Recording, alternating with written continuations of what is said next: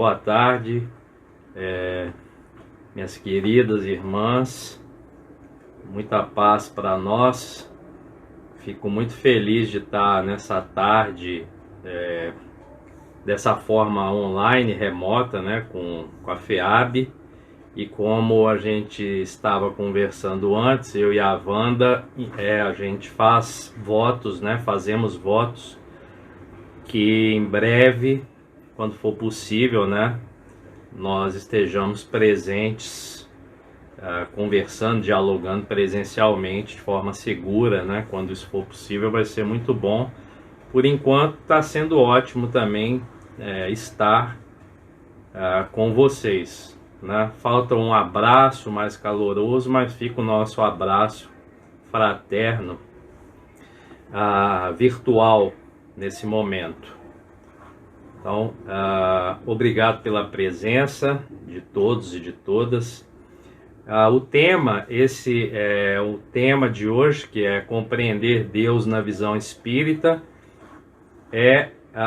justamente para a gente poder recordar o primeiro capítulo do Livro dos Espíritos, né, na qual a codificação de Kardec aborda a ideia de Deus, né? Que é nosso Pai. Nós que somos espíritas não temos dúvida, né, de quem é nosso Pai, nem do nosso exemplo moral, que é Jesus.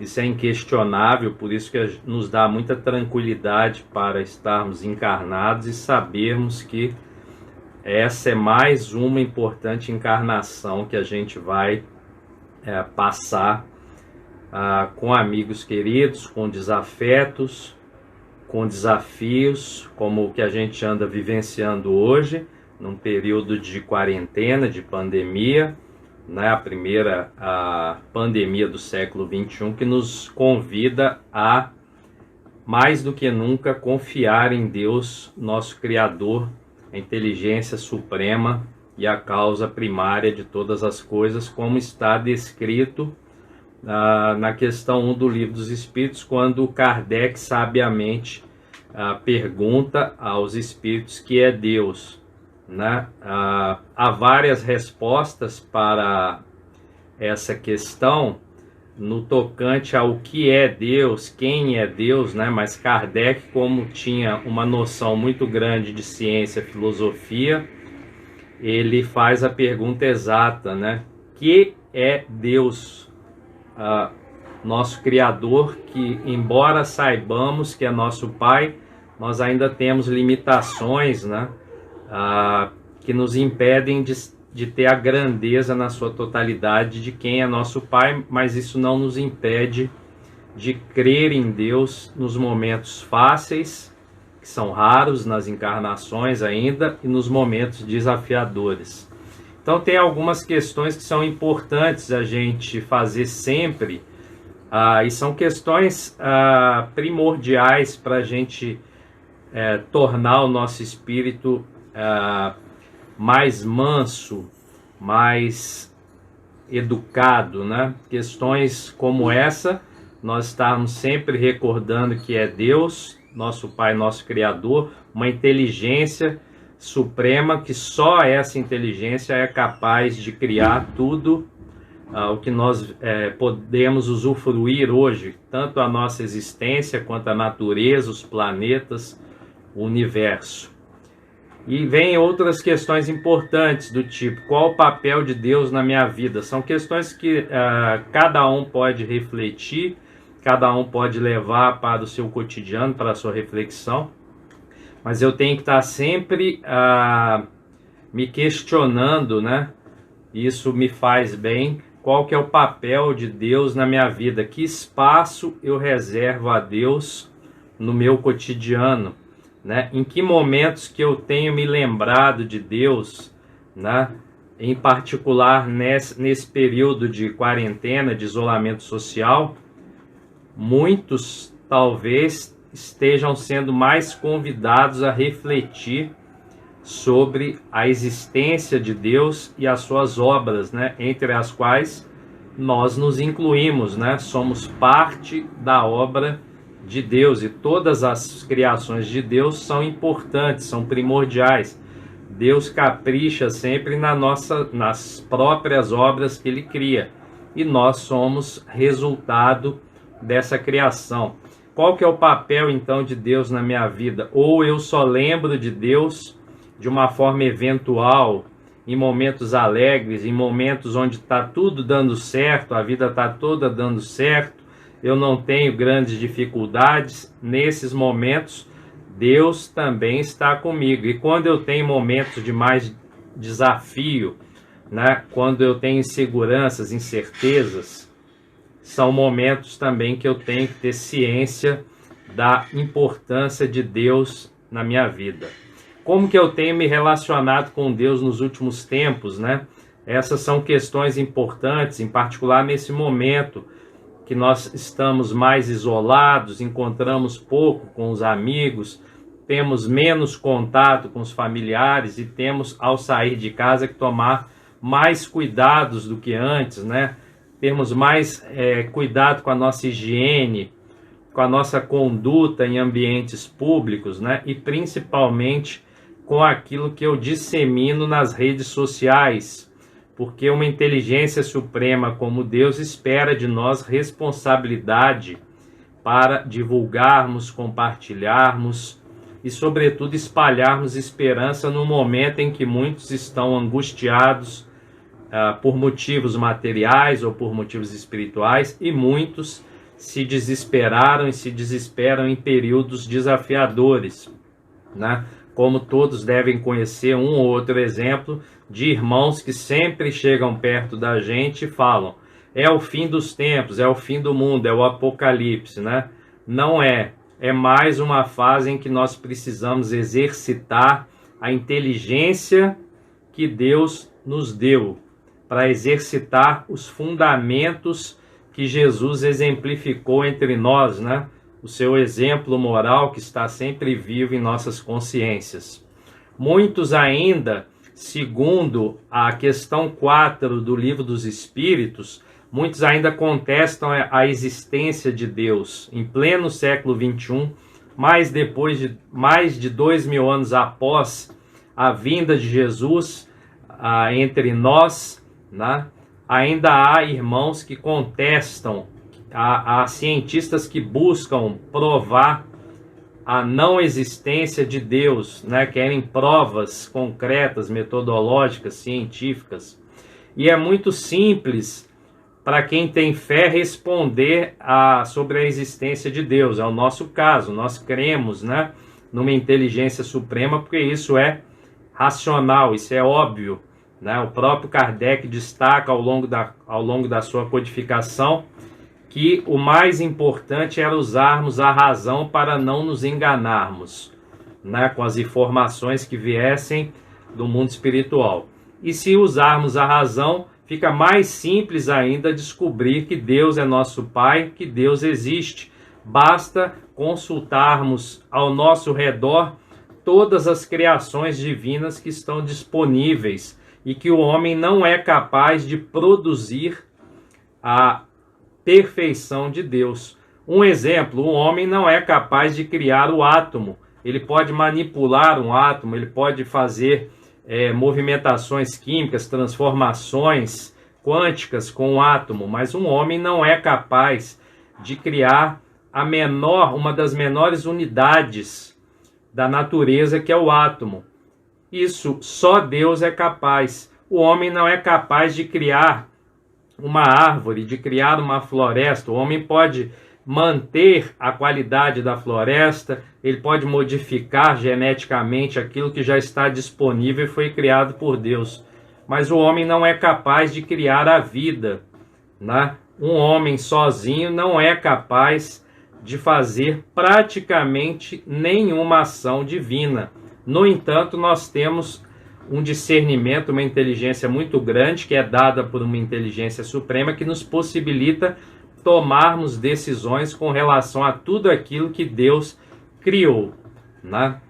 Outras questões importantes: que espírito é capaz de criar a natureza, né? Nós não conseguimos. Que espírito é capaz de criar a vida? planetas, inteligências, né? Só Deus é capaz, como inteligência suprema, de criar planetas, seres, espíritos. E aí fica evidente, se nós usarmos a razão, que Deus existe e é nosso Pai. Talvez tenhamos muita dificuldade ainda, alguns, de entender isso, porque uma inteligência suprema não é possível de ser descrita com o nosso vocabulário ainda limitado, né? Mas se utilizarmos a sensibilidade espiritual, seremos capazes de ver Deus em vários momentos, não com os olhos do corpo, com os olhos materiais, mas com os olhos do espírito, né? Nós sabemos que, como espíritos, nós trazemos ainda mais incertezas do que certezas. Por quê?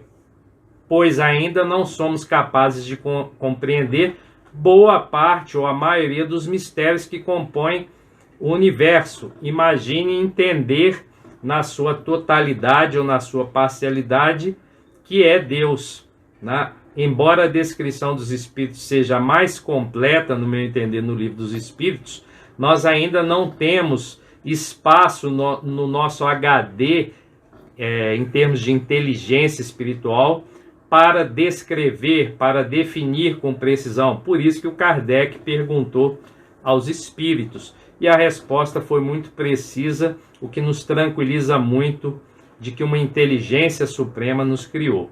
As obras de Deus nos dão a certeza de sua existência, entre as quais nós, espíritos, encarnados ou desencarnados, somos também uma criação divina, né? Então, é pelas obras que nós teremos noção do nosso Criador, né? Do nosso Autor, que é Deus, né? Devemos extirpar de nós o homem arrogante, orgulhoso, que vive a finitude, quer dizer, vive o dia a dia, vive o mundo material somente, né? O homem que ainda ama a matéria, isso traz muita angústia e desespero diante dos desafios da nossa existência. Espíritos encarnados que dizem estar tranquilos durante uma pandemia não são espíritos irresponsáveis, pelo contrário, são espíritos que já compreendem, já têm fé e já entendem o planejamento espiritual, já entendem o planejamento divino, né?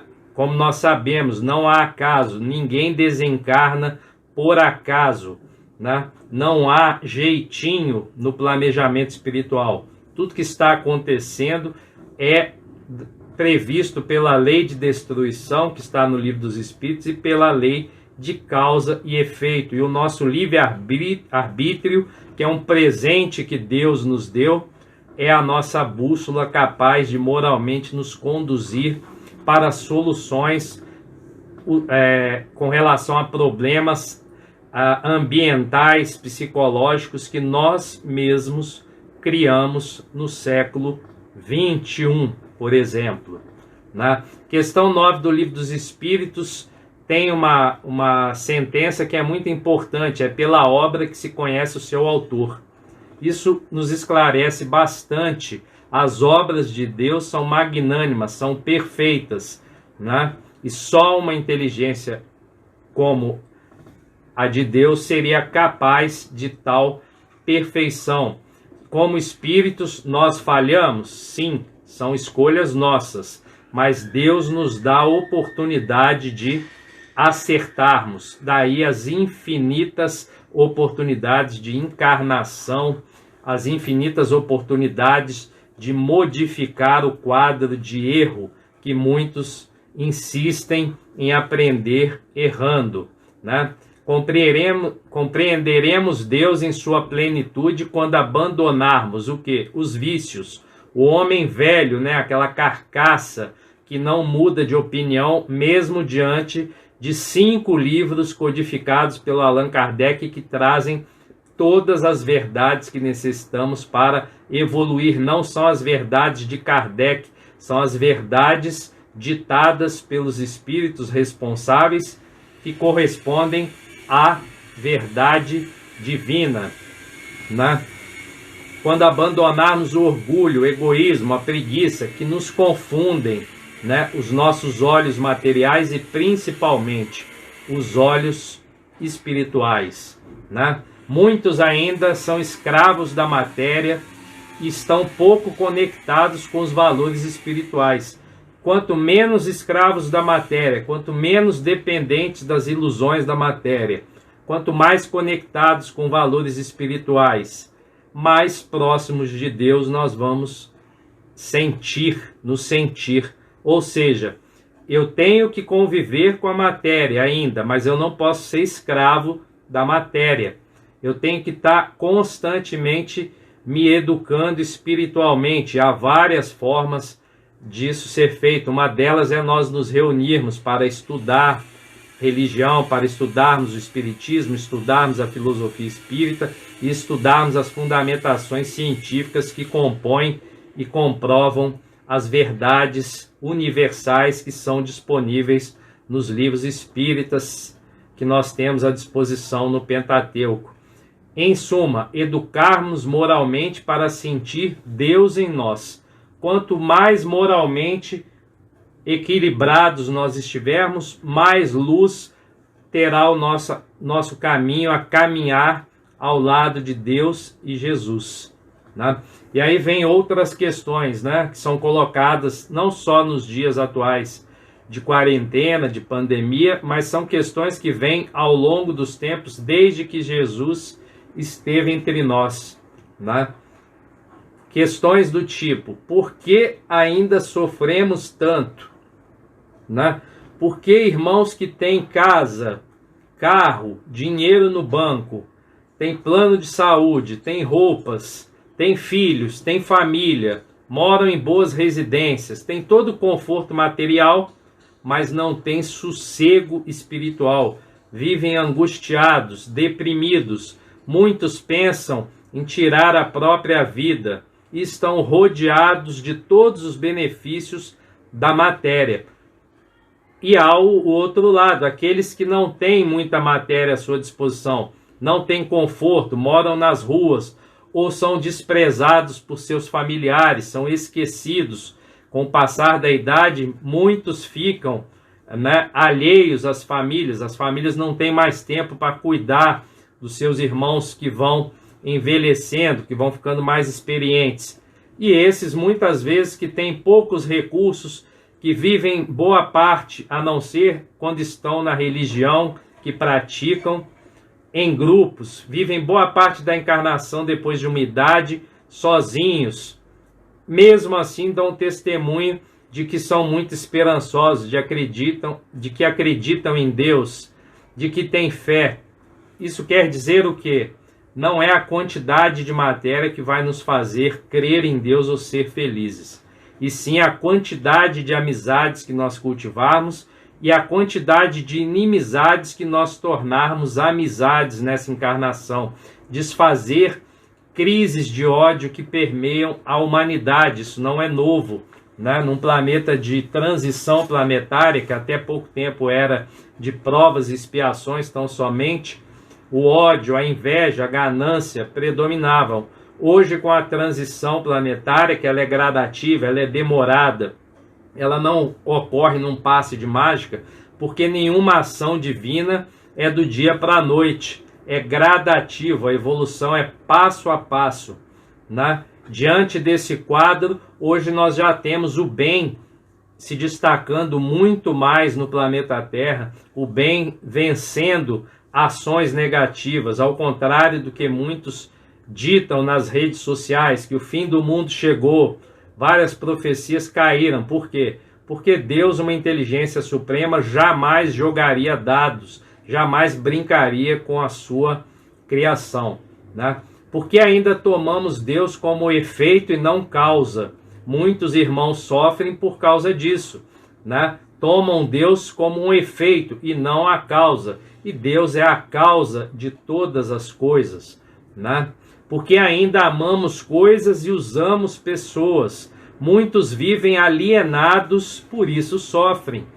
Muitos vivem na ilusão do ter, e não do ser espiritual, né? Durante essa pandemia, muitos ficaram questionando, desesperados, porque shopping centers foram fechados, lojas tiveram que ser fechadas, escolas, bares, restaurantes, tudo com medidas científicas para a manutenção da vida humana, né? Muitos irmãos se arriscaram e se arriscam pela humanidade, estão nos hospitais, estão nos laboratórios buscando soluções para problemas do atual vírus, né? Enquanto isso, muitos dizem-se sofrer porque shopping centers foram fechados. É lógico que tem um impacto, toda crise tem um impacto econômico, né? É equivalente a uma guerra mundial que nós vivenciamos, 2 no século 20. Tudo isso tem uma explicação, mas sobretudo deveríamos privilegiar nesse momento, até termos uma solução para o problema criado, vivenciarmos a solidariedade e não reificarmos os bens econômicos, né? Porque todos sabemos que ao desencarnarmos não vamos com bolsos, nem carregando nada nos bolsos para o mundo espiritual. Um grande exemplo que nós temos estudado em grupo novamente, o exemplo de André Luiz.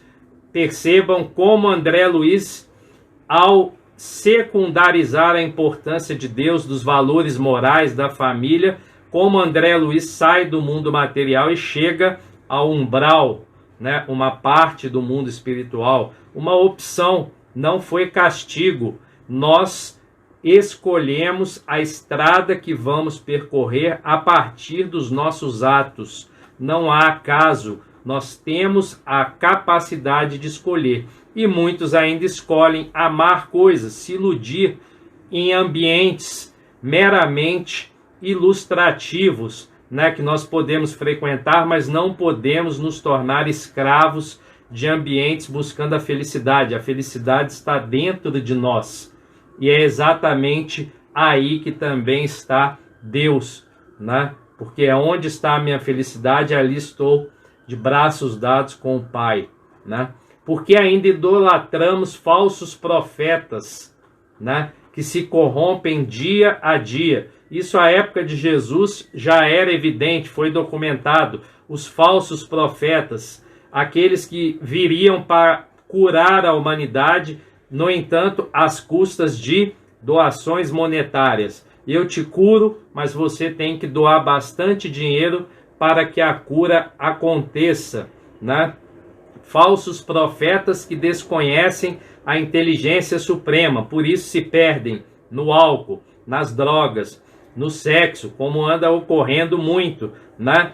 Representantes de religiões se perdendo em milhões, bilhões de reais, com muitos bens, enquanto os fiéis passam necessidade, passam fome, ludibriam, praticam atos ilícitos, né? Violentam o corpo daqueles que foram buscar a cura.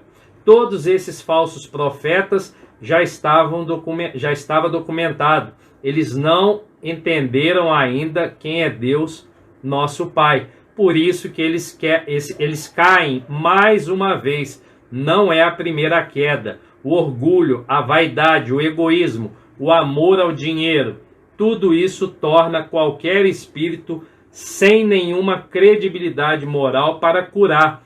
Basta ver o Filho de Deus, Jesus, que esteve entre nós. Tinha 2 peças de roupa, uma sandália, uma blusa de frio, uma sacola para carregar alguns instrumentos básicos, muita disposição.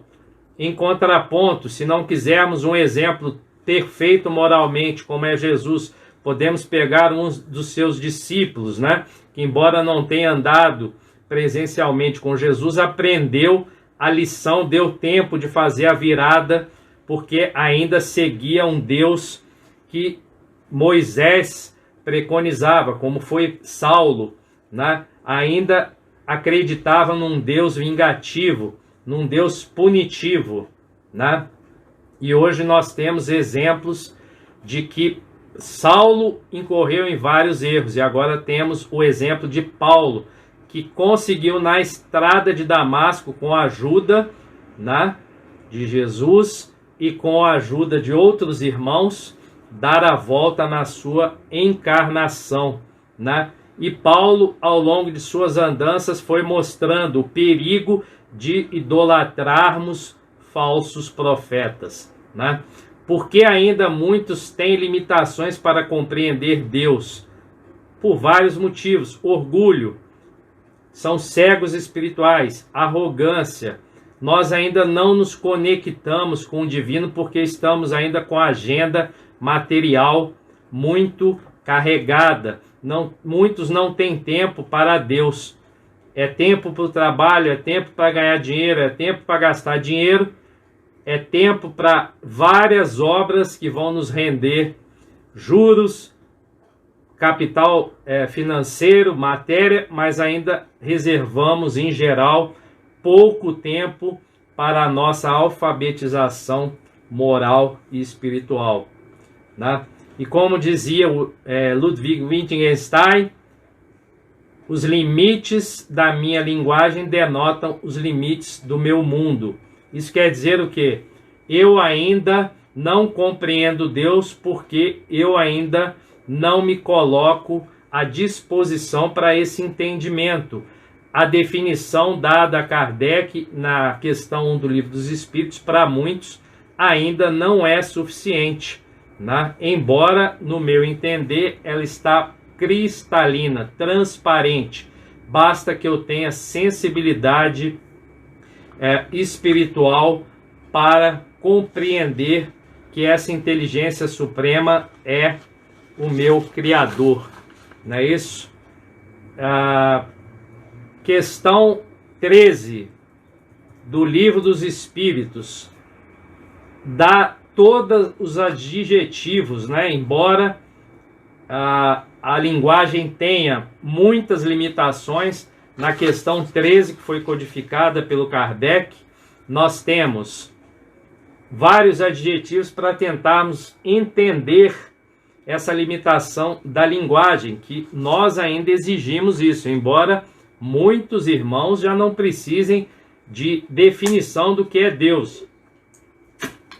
Já sentem, já é natural. Para muitos ainda é sobrenatural ou é uma novidade. Deus, nosso Pai, né?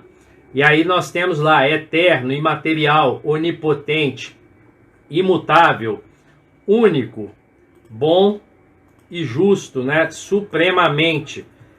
Esses são adjetivos que coroam uma definição de Deus. Embora eu acho que a definição dada pelos Espíritos é a mais simples, a mais completa e aquela que nós devemos crer, né?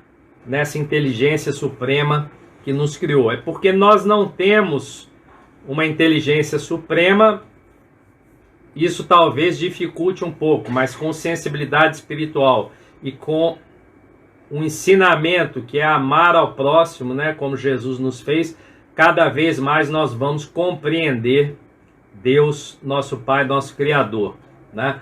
O Gonzaguinha tinha uma frase, né, de uma das músicas dele, um cantor brasileiro muito famoso, com vários hinos, né, várias músicas importantes, música popular. Ele dizia: eu fico com a pureza da resposta das crianças, né?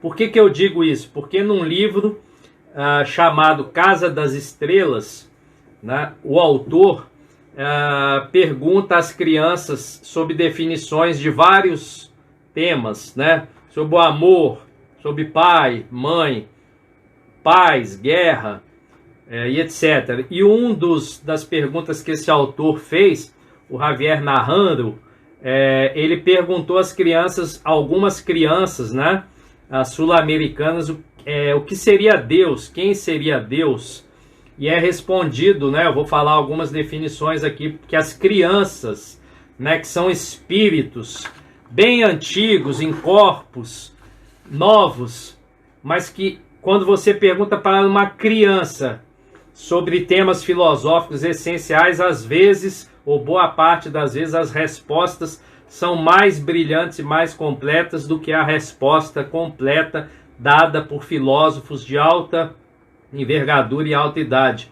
E algumas definições: Deus é amor com cabelos grandes e poderes. Essa foi uma das definições dadas por uma criança. Deus é amor com cabelos grandes e poderes, né? É uma pessoa muito forte, porque aguenta muitas coisas de todos os cristãos, né? E só Deus, nosso Pai, é capaz de aguentar com amor todas as nossas falhas, de nos perdoar, de nos dar mais chances, de nos enviar para famílias que são necessárias para o nosso aprimoramento moral.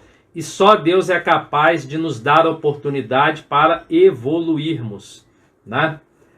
É uma pessoa muito forte porque aguenta muitas coisas de todos os cristãos. Uma outra definição: Deus são as nuvens e o chuvisco, né? Quer dizer, Deus está nas pequenas coisas, nas nuvens. Quem é capaz de gerar uma nuvem artificial? O homem. Uma nuvem perfeita? Só Deus.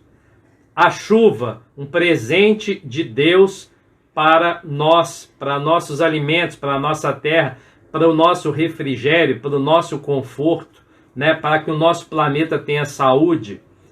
Deus é a nossa alma, é como se fosse o vento. Note que algumas definições são filosóficas, poéticas, precisas, né? Com muita similaridade à que foi dada pelos espíritos ao Kardec. Deus é invisível e eu não sei mais, porque não fui no céu, né? Essa é uma outra definição. Então, são definições dadas por crianças que traduzem com poesia, né? Com uma precisão daquele espírito, qual é a sua noção sobre Deus. Nós espíritas que seguimos a codificação feita por Kardec com muita responsabilidade, nos atemos à definição: inteligência suprema, causa primária de todas as coisas. Ou nosso Pai eterno é aquele que nos dá todas as oportunidades para evoluirmos. Esse é Deus. Mas é sempre bom ouvir as crianças, né? Tem outra definição para fechar sobre Deus. Deus nasceu primeiro e depois a família e depois os filhos, né? Então tem muitas definições que enriquecem. E aí eu fui procurar nesse livro qual que seria a definição de pai. E tá lá: pai é um senhor que quer um filho, né? Esse para mim também é Deus. Deus é aquele que quer o filho, que quer o bem dos seus filhos, né? Que quer todas as suas ovelhas ali reunidas. E aquela que se perder vai ser resgatada, porque todos merecem oportunidade de aprender a não errar mais. Definição dada de morte: é algo que Deus fez por nós, né? A morte do nosso corpo físico é uma oportunidade de nós deixarmos para trás uma encarnação em que aprendemos, acertamos, erramos, evoluímos e partir para novas oportunidades, para novos desafios, né? Uma outra definição de morte, né? Viver mais e mais. E viver mais e mais é um presente que só Deus pode nos conceder, né? E por fim, uma definição dada por uma criança sobre escuridão, que no meu entender é o estado de espírito que nos encontramos quando nos afastamos de Deus, estamos na escuridão. Escuridão é se sentir sozinho. E quando eu me sinto sozinho, mesmo Deus estando no meu lado, eu não consigo perceber, né? Muitos irmãos estão ali do meu lado e eu me descrevo como na escuridão, ou seja, estou me afastando da luz, estou me afastando de Deus. Por isso que a gente sofre quando a gente esquece Deus, quando a gente tira férias de Deus, quando a gente secundariza Deus. Nós nos encontramos na escuridão. Pode ser plena luz do dia, verão com sol intenso. É uma escuridão da alma, uma escuridão que nos angustia, que nos desespera. E quando eu aproximo da luz, quando eu coloco o meu espírito à disposição do Pai, eu me encontro iluminado, animado, motivado a fazer boas ações, a evoluir. Nesse momento, eu estou me aproximando de Deus, né? A questão 126 do Livro dos Espíritos, ela tem uma temática de que Deus não ignora jamais a sua criação. Embora muitos possam dizer dos descalabros, entre aspas, que acontecem no mundo de hoje, como que ainda pode ter fome, guerra, miséria, corrupção? Onde está Deus? Deus está o tempo todo conosco e nos dá o livre-arbítrio para decidirmos. Por quê? Porque há leis divinas que regem as nossas existências. A lei de causa e efeito, né? A lei da destruição, como eu já falei, o livre-arbítrio. Há diversos mecanismos divinos que nos proporcionam existir e tomar decisões e sermos responsáveis pelas nossas decisões. Jamais somos castigados por Deus, mas sim recebemos oportunidades pedagógicas, educativas de Deus para modificarmos o nosso quadro de erro, o nosso quadro de confusão e de falha de interpretação de textos sagrados que já estão consagrados, como é o caso da doutrina espírita, né? Os fundamentos da doutrina que se estabelecem em ciência, religião e filosofia são aqueles que nós devemos praticar no nosso cotidiano, e não só, como muitos dizem, para agradar a Deus, não, para nós termos responsabilidade com aquele que nos criou. Deus não precisa de ser louvado, agradado, nada disso. Uma inteligência suprema nos dá oportunidades de evolução e nós temos que retribuir como? Evoluindo de forma responsável, amando o nosso próximo, dando uma segunda chance para quem erra, inclusive para nós mesmos, uma segunda, uma terceira, e perdoando sem restrições, né? Então, nessa questão 126, Deus olha de maneira igual para as suas ovelhas que se perderam. Da mesma forma que aquelas que já se encontraram ou aquelas que estão perdidas vão ter a mesma atenção de Deus, porque um pai, que pai ao pedir, o filho pedir um pão vai dar pedra? Isso não é um pai, né? E Deus, nosso Pai, dá exatamente o pão que nós necessitamos na quantidade certa e nos momentos certos. O nosso alimento espiritual sempre chega na hora certa. E nós também precisamos saber agradecer essas bênçãos de Deus na nossa vida, né? Questão 964 do Livro dos Espíritos coloca: Deus tem as leis que regem as nossas ações, né? E quando nós violamos as leis, o que acontece? Nós já sabemos, né? Sofrimento, angústia, desespero, ações equivocadas e enfermidades. Quando não atingem o corpo, atingem a nossa alma, né? O nosso espírito. Isso, para muitos, pode parecer o castigo de um pai para com o seu filho. É um equívoco. Deus nos dá a oportunidade de escolha. Nós temos o livre-arbítrio. Nós podemos ir pelo caminho do bem ou pelo caminho do mal.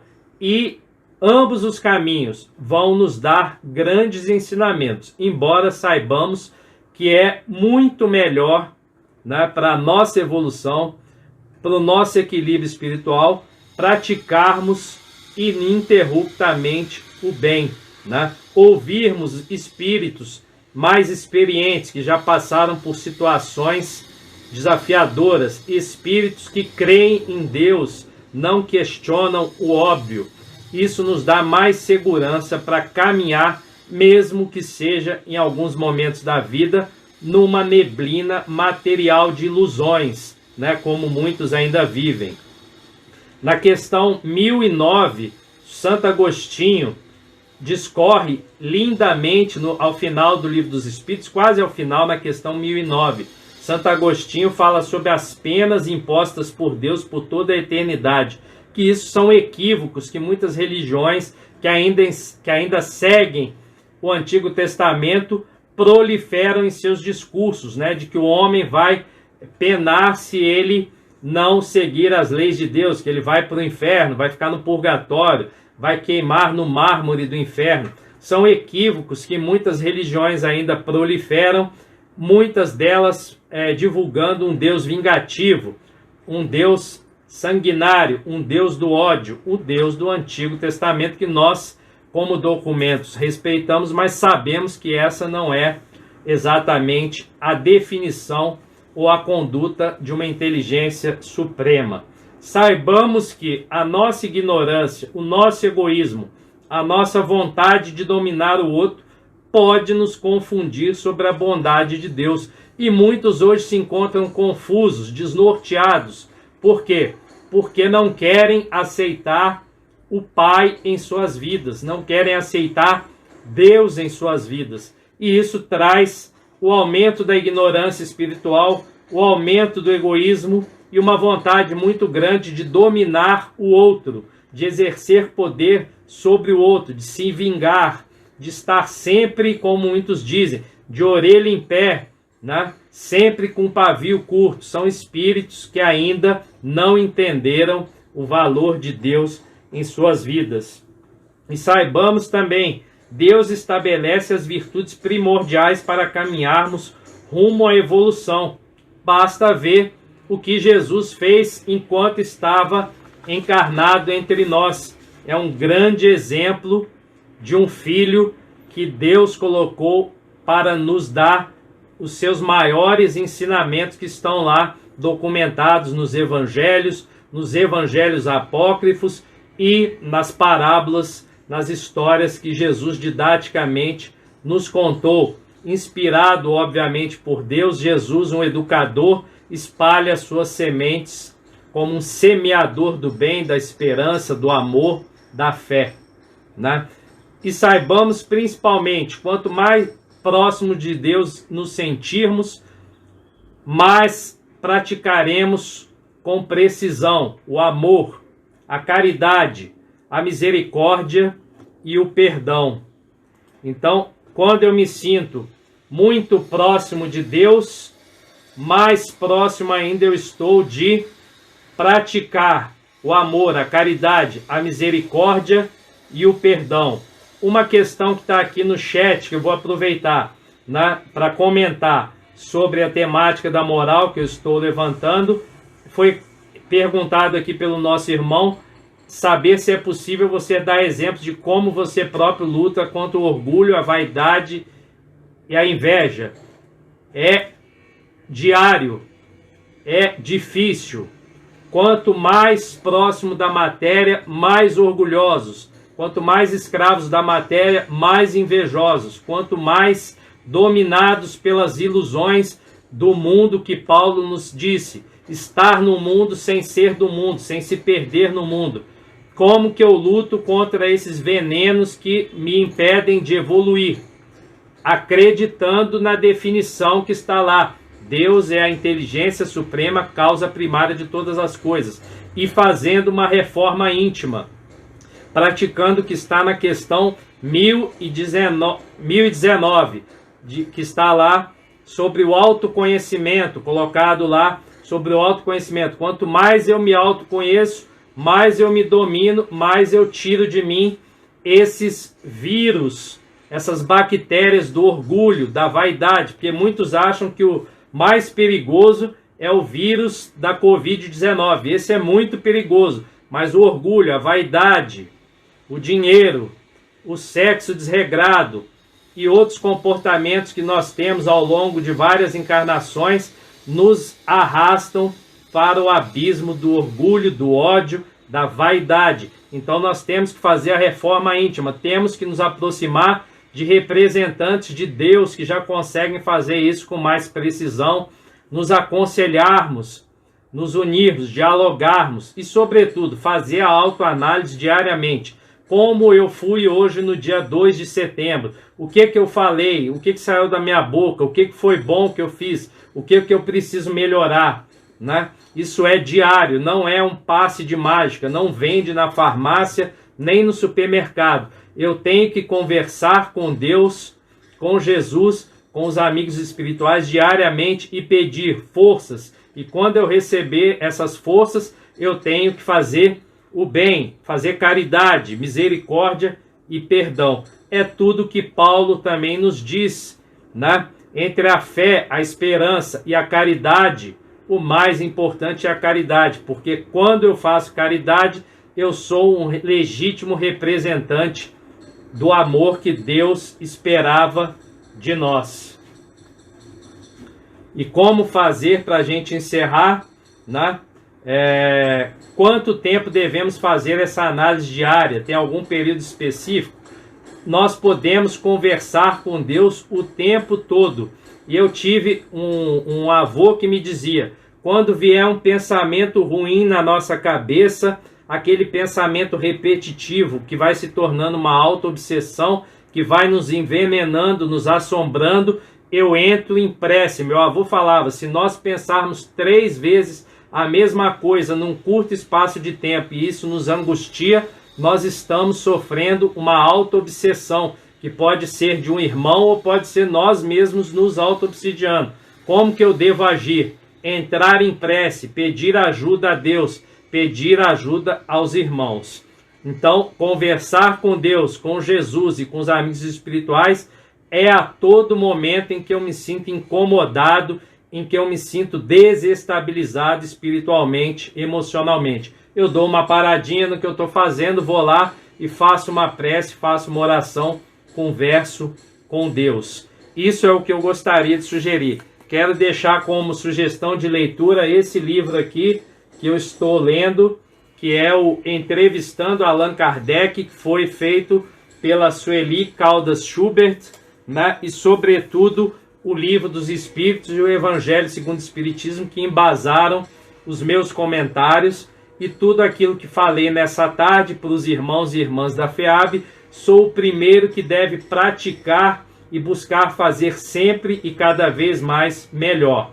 Não é fácil estar encarnado, mas Deus, nosso Pai, vai nos ajudar e nós temos Jesus, nosso exemplo moral, para nos conduzir e nos exemplificar. Na dúvida, sempre, ou na certeza, sempre, acredite em Deus, siga Jesus e você gradativamente vai entender por que está nesse momento, nessa encarnação, com as pessoas ao seu redor.